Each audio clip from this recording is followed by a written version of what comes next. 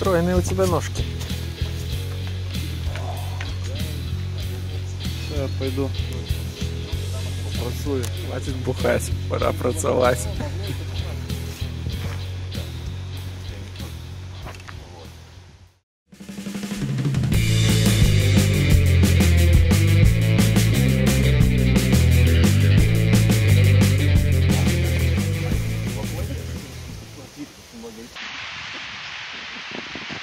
Так это же лицо нарисовано здесь на камне, да? Где? Вон, видишь? О, слушай, действительно.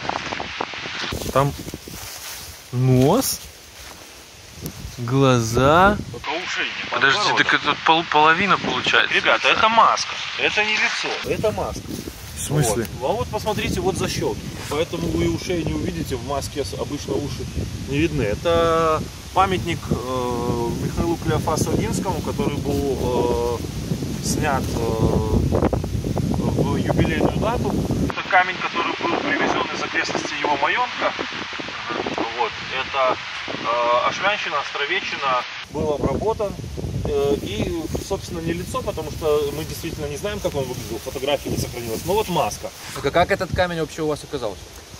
После празднования юбилея, это был проект, под проект были выделены деньги, и юбилей прошел, а камень остался у скульптора далеко-далеко в Витебской области.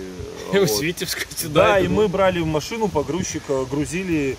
Маска может быть показывать то, что он на самом деле был еще и военный человек, он был шляхтич, который воевал. Вот, он был организатор, неплохой организатор, но в конце концов все-таки эмигрировал. То есть и вашим, и нашим. Ну, может быть и вашим, и нашим. Хотим сделать постамент тоже двойственный. На половине указать, что он был военным человеком, а на половине все-таки, что он был музыкантом, нотный стан сделать. Только вот форму еще не выбирали. Сколько он весит? Камень килограмм, наверное, под 200 с копейками. Но вчетвером мы его не смогли. Мы его только могли катить либо сдвигать. А вот поднять, оторвать. Вы его катили от земли, реально? Погрузчиком Поднимали. да, ну, на поддоне вот на одном. Ну даже доска вот одна треснула. Пока сложили, стоит. Ну это ж камень, ему ничего не сделается. До лучших времен пускай у нас стоит. Чего он будет где-то пылиться на задворках в деревне какой-то.